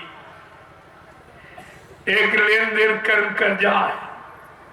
कोई बेटा बन के आ गया, कोई बेटी बन के, कोई पत्नी बन के, कोई पति, कोई माँ बाप भाई बन के आ गए। ये सब लेन देन कर्जा का धीरज से इसको अदा करता। अगर कहीं साधु बन गए डर भय से कि बच्चे ज्यादा हो गए, कमाई कुछ नहीं है, तो फिर ये कर्म कर्जा कितने जन्मों तक आपको इस कर्म कर्जे के भुगतान के लिए बैल घोड़ा खच्चर गधा बन के जन्म लेना पड़ेगा। इस कर्जे का भुगतान आपको करना पड़ेगा। काया से जो कारज होई बिन भोगे बचे नहीं कोई। जो शरीर इंद्रियों से जो भी अच्छा बुरा पाप पुण्य आप करोगे उसका फल भोग अवश्य भोगना पड़ेगा, उसे कोई नहीं काट सकता। हाँ, सतगुरु की दया हो जाए उनके लिए तो लिखा है कर्ता कर्म लेख से न्यारा। जो कर्म की लेख को भी मेट देते हैं वो सदगुरु दाता दयालु को अधिकार है, करते ये तो कर सकते। उनके लिए लिखा है संत लेख पर मेख मारे, मेटे अंग कुंग भाल के। जो ब्रह्मा ने कर्म चला दी, हमारे आपके पाप पुण्य कर्मों की सजा और लाभ देने की संत सदगुरु अगर चाहें मौज कर दें तो सेवा में लगाकर ये सारे कर्जे का निपटारा करा सकती। वो तो ऐसे समर्थ है कि सदैव अपने जीव को ले जाकर किसी ऊपर के मंडल में ठहराकर उसके कर्मों का भुगतान करा देंगे, काल को भनक भी नहीं पड़ेगी। लेकिन ऐसी असीम दया किसी किसी भक्त पर होती जो अपने आप को पूर्ण न्यौछावर कर चुका, पूर्ण समर्पित कर चुका है। ऐसा भक्त काल कर्म के झगड़े से अलग हो जाता, उस पर कोई कर्म का दोष नहीं रहता, उसका सारा निपटारा सदगुरु करा देते, तो उनको अधिकार है। और आपको मिले तो आपने उनको समझे नहीं, कुछ पहचान भी नहीं पाया, और ये भी कहते मर के चलेंगे। ये प्रचार और कर रहे हैं, यानी कभी काम फिर हो ही नहीं सकता। ऐसा प्रचार करके ये भी इनको एहसास नहीं हो रहा कि ये प्रचार कर अगर हम कहेंगे मर के चले गए, इसका मतलब कभी आएंगे नहीं, तो हमारी जीवात्मा कभी उतारा नहीं होगा, हमारे कर्म करने का कभी निपटारा नहीं होगा, हमें 4,84,00,000 नरकों की योनियों से कभी हमारा बचाव होगा ही नहीं। इस पर इन्होंने विचार नहीं किया और इतनी बड़ी बात अपने गुरु के लिए कह दी। जब ये गुरु के नहीं हुए तुम्हारे कैसे हो जाएंगे? जब गुरु को नहीं छोड़ा तुमको कैसे छोड़ देंगे? आपको इस पर विचार करना चाहिए। अगर विचार करते आप तो आज ये गुरु परिवार में शंका के बादल नहीं छाए होते, तुम सब लोग शंका से रहित होते और गुरु की मौज में अपनी जीवात्मा का यानी काम करते होते। अब तक काफी मंजिल तय कर ली होती, क्योंकि 9 बरस आपके इसी झगड़े में चले गए, 9 साल इसी में आपने गंवा दिए। भूल भुलैया में जो 60 साल पढ़ा, 9 साल में वो भी भूल गए, वो भी तुम्हारे पास कुछ नहीं। इसलिए बच्चों को संभाल के रखो, बच्चन ही आपको बचाने का काम करेंगे और कोई काल का सामान बचा नहीं सकता। जय गुरुदेव, जय गुरुदेव, जय गुरुदेव, जय गुरुदेव, जय गुरुदेव, जय गुरुदेव। नाम किसका? प्रभु का, जय गुरुदेव। नाम किसका? प्रभु का, प्रभु का प्यारा नाम। जय गुरुदेव। अब आप लोग खड़े हो जाइए जरा, लगभग समय काफी हो गया। मैं तो बैठा नहीं रहा, मैं 12 बजे से इन कन्याओं का दर्शन कर रहा था, इनको प्रसाद दे रहा था, तो उसी में 4-5 घंटे निकल गए, फिर तुरंत आपकी सेवा में आ गया। और आप लोग पीछे हट जाओ। अब रास्ते में प्रेमियों ने इतना घेर लिया, आप देखा आपने? अगर आप हो तो घबरा जाओगे, कितने पैर नोचते हैं, इतना घसीटते हैं कि अगर तुम्हारे साथ कर दिया जाए तो तुम यानी दिखाई नहीं दोगे, भाग जाओगे छोड़ के। लेकिन मैं इनका बराबर स्वागत करता हूँ, इनके भाव को समझता हूँ। मैं इसीलिए सोच रहा था, एक कार्यक्रम की वजह से ये इतनी भीड़ हो गई, तो जिले में अगर 2-3 कार्यक्रम और हो जाए तो सबको दर्शन मिल जाएगा और हम भी सबका दर्शन कर लेंगे, और ये खींचातानी कुछ नहीं। तो ये जगह जगह जहाँ संगत है, जगह जगह कार्यक्रम डाल दिए जाए तो सबको सत्संग सुनने का और दर्शन का और सेवा का मौका मिल जाएगा, सबको मिल जाएगा। फिर ये तरह से ये छीना झपटी कुछ नहीं। आपने देखा इतने लोगों के बीच एक अकेला व्यक्ति क्या कर सकता, लेकिन मैंने आपके सम्मान को स्वीकार किया है और आपको प्रणाम किया है।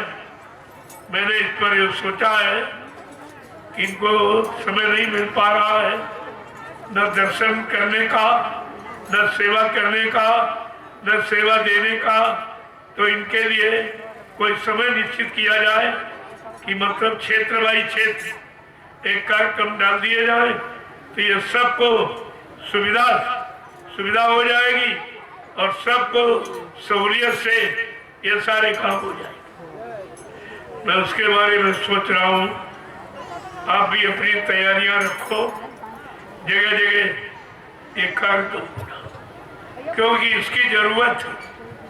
बहुत आपको भरमाया भटकाया, लोगों ने गुमराह किया, लेकिन अब ये सत्य छिपने वाला नहीं है, इसे कोई छिपा नहीं सकता। ये भीड़ देखिए आप, क्या कोई राजनीतिक नेता पार्टी इतने लोगों को निस्वार्थ जंगल में बैठा सकती है? ये दिन में नहीं आएंगे, रात में कौन आएगा? पहले आप इसको देखिए। या कोई धार्मिक मिशन जो हिंदुस्तान में हजारों से ऊपर है, क्या बिना चंदा के, बिना सेवा के इतने लोगों को निस्वार्थ बैठा सकता कोई? आप इसको देखिए, पहले इसको देखिए।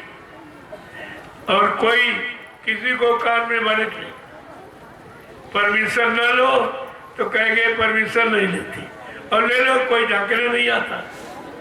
ना कोई झांकने आया, कोई प्रशासन का, शासन का, क्या उनकी जिम्मेदारी नहीं है?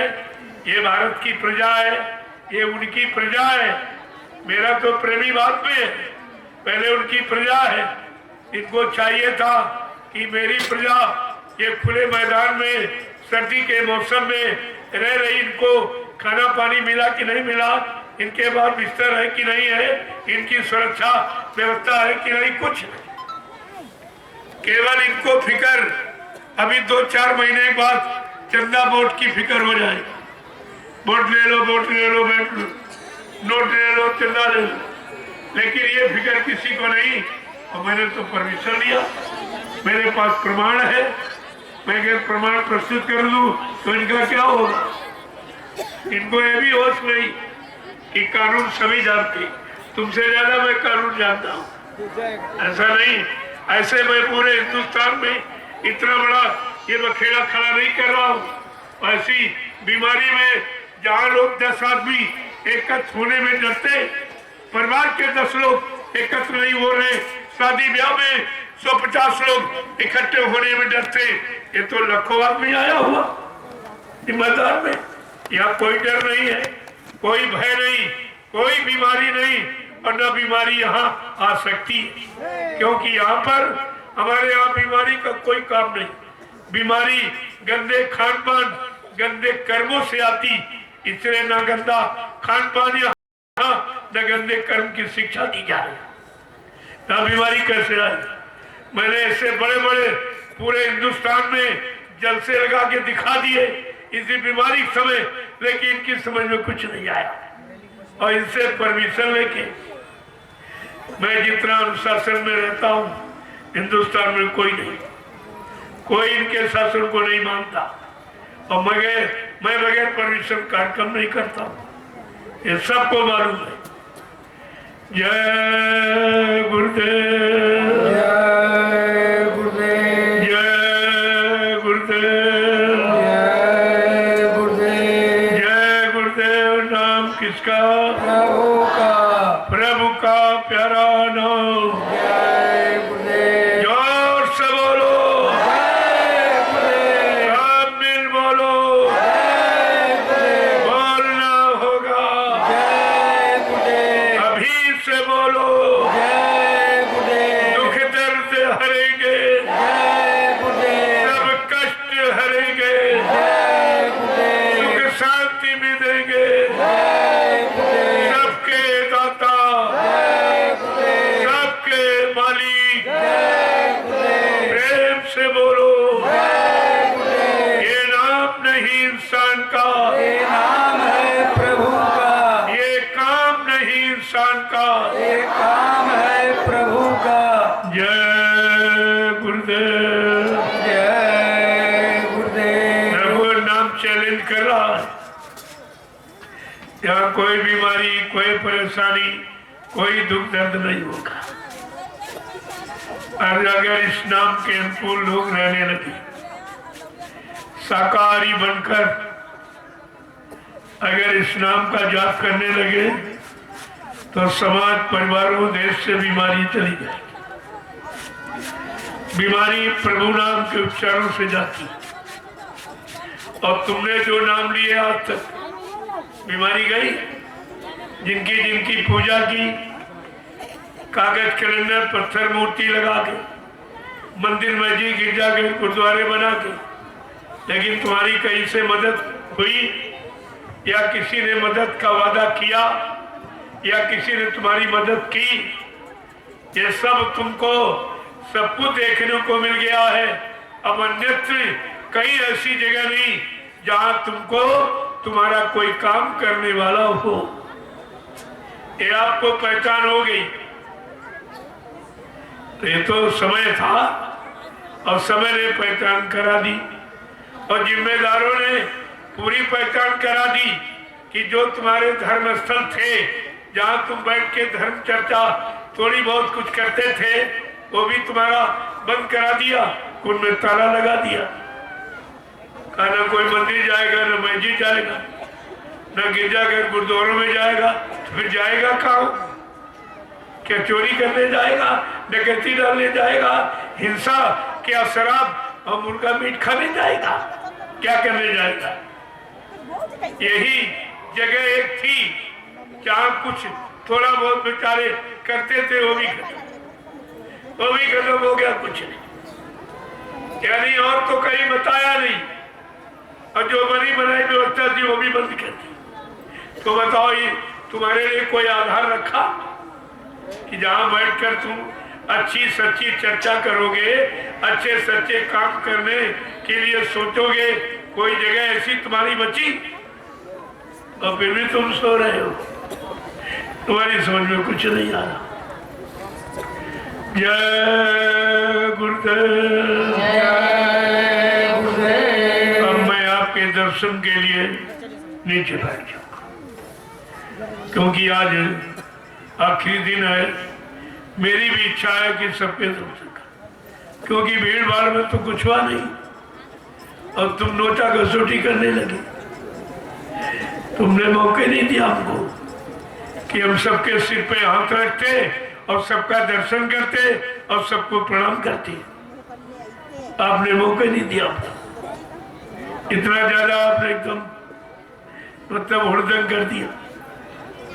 तो मैं उसके बारे में विचार कर रहा हूँ कि जगह जगह क्षेत्र बाई क्षेत्र ये सत्संग के कार्यक्रम डाल दिए जाए, तो सब प्रेमियों को सत्संग वचन सुनने को मिल जाए और हम उनका दर्शन और उनको प्रणाम और उनको प्रसाद दे सके। नहीं तो सबको प्रसाद देता। अब इतने लोगों से एक बार की मिलना भी मुश्किल, और कुटी में इतनी जगह आप नहीं बना पाते इन सबको वहां में बैठा के मिलो। तो ये मैदान का एक तरीका निकाल दिया कि एक लाइन में महिला, एक में पुरुष खड़े हो जाओगे, मैं आपका सहूलियत से दर्शन कर लूंगा, एक को प्रणाम करूंगा और प्रसाद भी आपको दूंगा। ये तीनों काम कहीं नहीं, कहीं तुम चले जाओ, ये तीनों काम कहीं नहीं होती, क्योंकि सबको लेने की पड़ी है और हमको देने की पड़ी है। बिल्कुल एकदम उल्टा, सब ले रहे, मैं दे रहा हूं, और फिर भी नहीं समझ पा रहे कि भाई जहां मिलता वहां जाना चाहिए या जहां से लिया जा रहा है वहां जाना चाहिए। लोग इसी बात पर विचार भी नहीं कर पा रहे। अब कई जगह तुम्हारे लिए ऐसी नहीं है जहां तुमको कोई कुछ दे। अब मेरी नकल भी लोग नहीं कर सकते। ना शोभा यात्रा निकाल कर कितने 20 क्विंटल लड्डू और फल ये बांट दिया गया और कोई इच्छा नहीं रखी गई बदले की, और आज कितना बढ़ गया, कोई इच्छा लेने की नहीं। कितने प्रेमियों को भोजन भंडारा करा दिया गया जिससे इनकी बीमारी कम हो जाए, परेशानी कम हो जाए, बदले में कुछ नहीं लिया गया। ये तो आप आंख से देख रहे हो कि यहाँ लिया नहीं जा रहा बल्कि सब कुछ दिया जा रहा। ये सब आपके साथ। जय गुरुदेव। आज मैं इस कार्यक्रम को पूर्ण विराम दे रहा हूँ। कोई भूल चूक त्रुटि गलती कहने बोलने में हो गई हो, आप सब लोग हमें छोटा समझकर हमेशा क्षमा करते रहेंगे। अवसर मौका मिलता रहेगा, आप सबके दर्शन करता रहूंगा, गुरु के अनमोल वचन आपके कान तक पहुंचाता रहूंगा। मेरा इसके अलावा कोई काम नहीं। और आपने 5 दिन देखा और 9 बरस पूरे हिंदुस्तान में आपने देखा, इसके अलावा कोई काम। अब आपको सोचना चाहिए, अगर इसी तरह सब लोग मेरा सहयोग कर दें तो कितनी जल्दी काम हो जाए, फिर देर नहीं लगेगी। काम दो तरीकों से होता, या तो आदमी स्वयं सक्षम हो, खुद कर डाले, या जो कर रहे उनको सहयोग दे दी। तो आप स्वयं तो आप नहीं कर सकते हो, लेकिन हो रहा, इसमें अगर सहयोग दे दो तो आपकी व्यवस्था बन जाए। वो भी सहयोग कोई में अपने लाभ मान सम्मान के लिए नहीं, आपकी व्यवस्था के लिए। अगर आप सहयोग दे दें तो आपकी व्यवस्था बन जाए। परिवारों में, समाज में, देश में, धर्म में, कर्म में, सत्य में, न्याय में, सबकी मतलब यानी व्यवस्था आपकी हो जाए। और फिर आप घर परिवार में सुबह शाम बैठकर भजन करने लगो, तो इधर भौतिक जगत का भी काम सुखमय हो जाए और उधर अध्यात्म भी आपका बन जाए। महात्मा तो दोनों तरफ से आपको लाभ देना चाहते हैं, आपका दोनों तरफ से काम करना चाहते हैं और किया जा रहा, लेकिन अभी समझ में नहीं आ रहा। जय गुरुदेव। जय गुरुदेव। तो आप लोगों ने इस जमीन का प्रयोग किया, अब ये बन गया तीर्थ। क्यों? आपने 5 दिन सुबह शाम दोनों वक्त 1-1 घंटा सच्ची इबादत, सच्ची पूजा, आत्मिक पूजा, जो आत्मा से आपने भजन किया है, ये सच्ची पूजा। ये पूजा तुम्हारे साथ जाने वाली, बाकी शरीर इंद्रियों वाली शरीर इंद्रियों के साथ जला के राख कर दी जाएगी, यही आपकी रह जाएगी। तो आपने 5 दिन इस जमीन पर ये आध्यात्मिक काम आपने किया है, तो इस जमीन की महिमा है, आगे इसकी तरक्की हो जाएगी। वो तो जहां जहां कार्यक्रम हुए 10 जुलाई 1952 से आप सब पर नजरअंदाज रखिए, उन जमीनों पर कुछ न कुछ सामाजिक कार्य हो गए सब पर, और जो बची उन पर हो जाएगा, तो हो जाएगा। तो आप क्या करें, इस पर कोई गंदगी मत। ये तुम्हारा पूजा स्थल, भजन घर आपने इसको बना के रखा है, तो 10-15 लोग एक प्लास्टिक की बोली ले लें, और जहाँ कहीं थोड़ा पत्थर या कोई गंदगी आपने डाली उसको उठाओ और फौरन गड्ढा खोद के दाब दो या फिर जला दो उसको। भंडार वालों ने कोई गड्ढा खोदा हो भट्ठी अट्ठी, तो आप उसको बराबर कर दे और पानी डाल के लीप दे।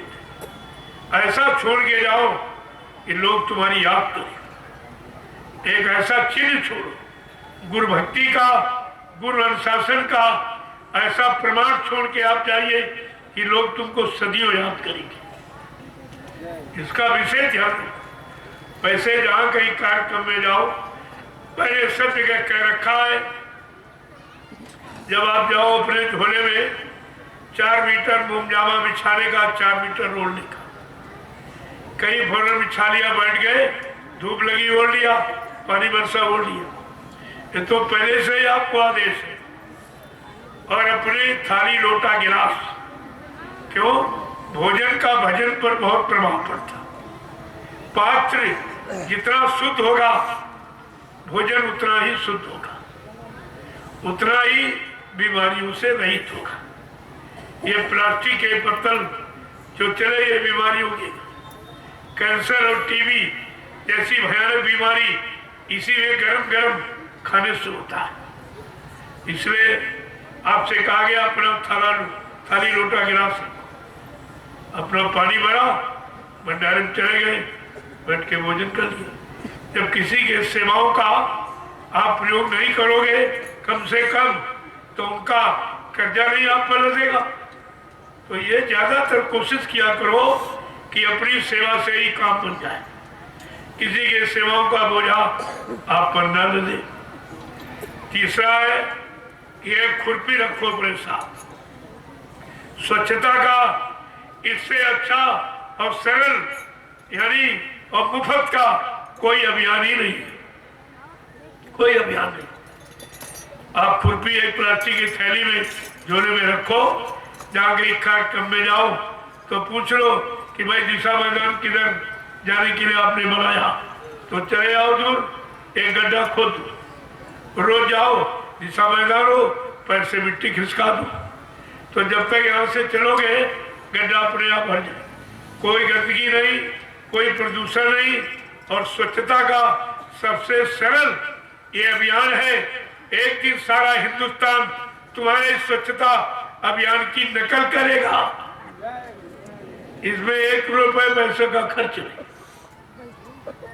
और इन्होंने जो स्वच्छता अभियान निकाला सब खा गए, सब खा गए, यानी गंदगी तक का पैसा खाने में इनको शर्म नहीं लगी कि टट्टी पेशाब मकान बनवाने का हम खा रहे हैं, ये कर क्या रहे हैं, और कहीं कुछ नहीं। उससे प्रदूषण और फैला, क्योंकि जो गड्ढा बनाया जाता है और यहाँ ये 5 जिलों में जल स्तर बहुत ऊपर है, धीरे धीरे लैट्रिन गड्ढे का पानी उसी में मिल गया जो पानी आप पीते हो, और प्रदूषित हो गए और बीमारी गंदगी फैल गई।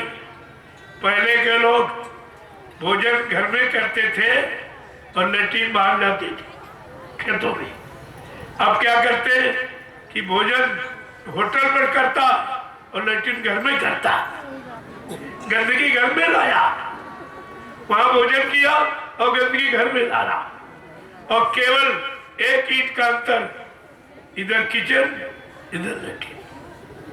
ये बताइए कीटाणु तुम्हारे भोजन में नहीं जाएंगे, वो तो सारे घर में उठते हैं और उठ करके ये सब जगह पहुंच जाते। इसलिए ये स्वच्छता का सबसे सरल और सस्ता अभियान है ये खुरपी। इससे 2 लाभ, एक तो प्रदूषण नहीं होगा, दूसरा जमीन की उर्वरक शक्ति बढ़ जाएगी, उर्वरक शक्ति कमजोर नहीं होगी। ये सब काम आपका मैंने अभियान 9 वर्ष में चलाया और चला के लोगों को दिखा दिया, और आप भी गुरु भक्ति का पूरा प्रमाण दीजिए, इसको पूरा प्रमाणित कर दो, सब जगह लोगों को पता चल जाए कि इससे सरल स्वच्छता का कोई अभियान नहीं, कोई खर्चा नहीं, और सब लाभ ही लाभ है।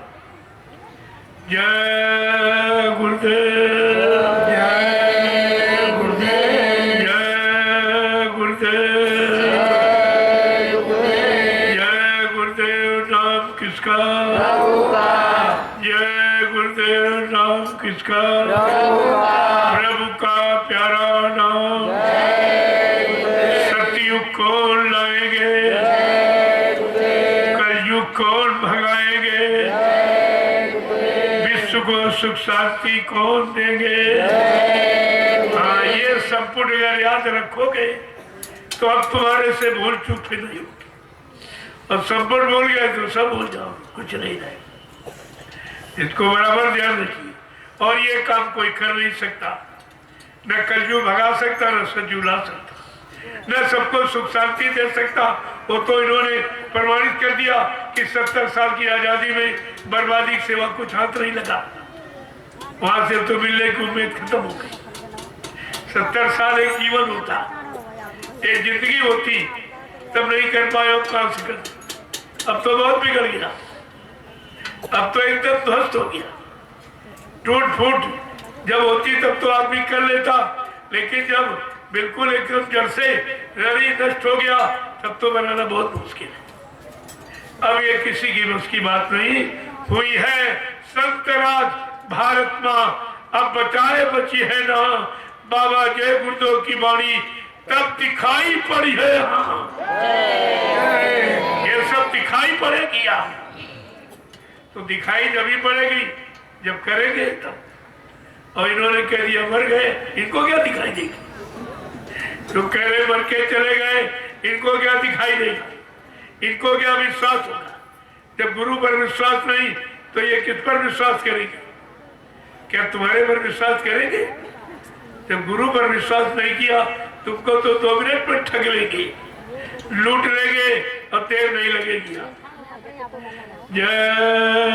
गुरुदेव। जय गुरुदेव। अब आपके दर्शन के लिए मैं नीचे बैठी हूँ और आप जल्दी से इसको समेटो।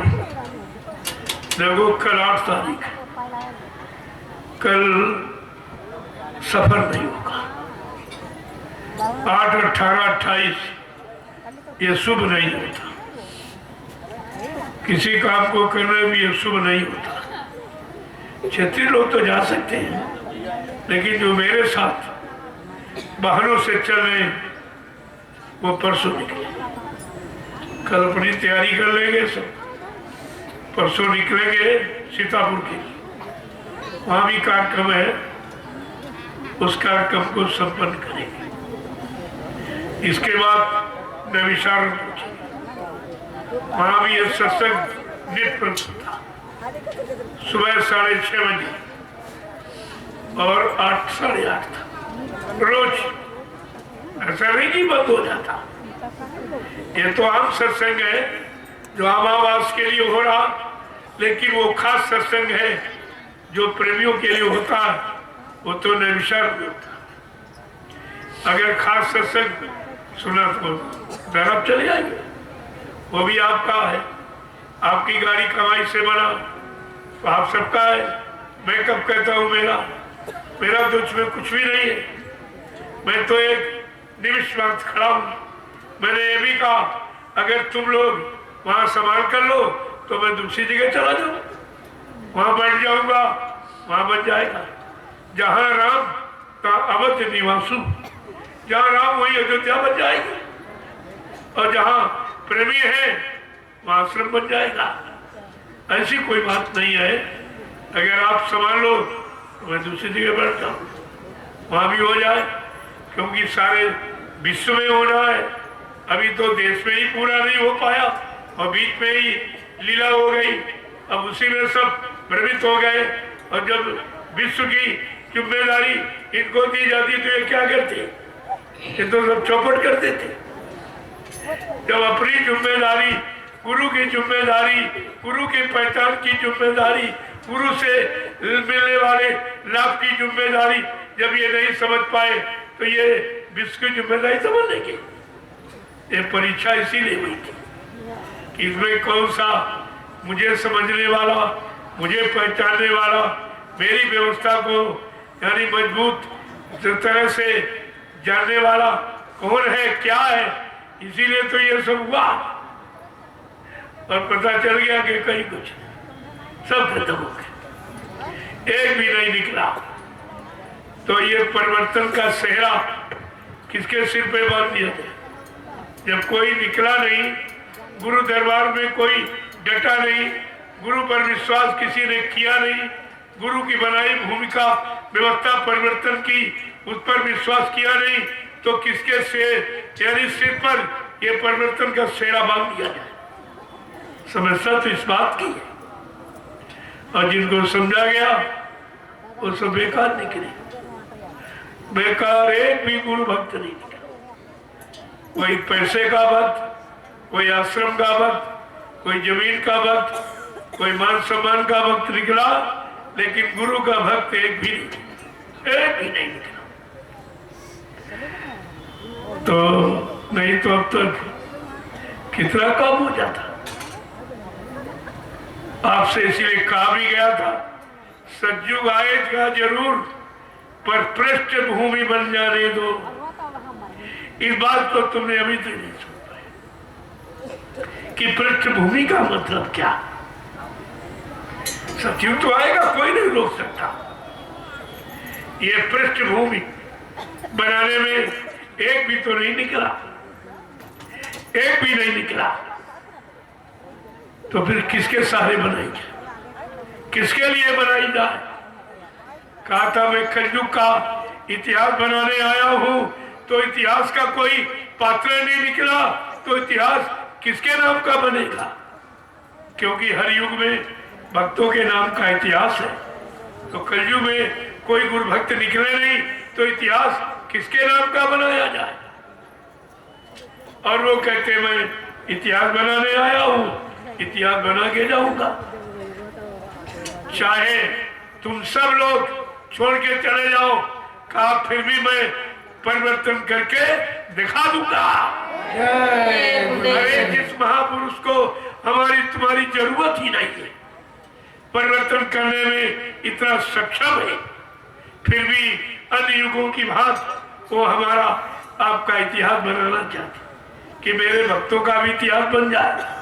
जब कोई गुरु भक्त निकला नहीं तो इतिहास किसका बना दिया जाए? इस पर भी आपको विचार करना होगा। जय गुरुदेव। जय गुरुदेव। अब मैं आपके दर्शन के लिए नीचे बैठ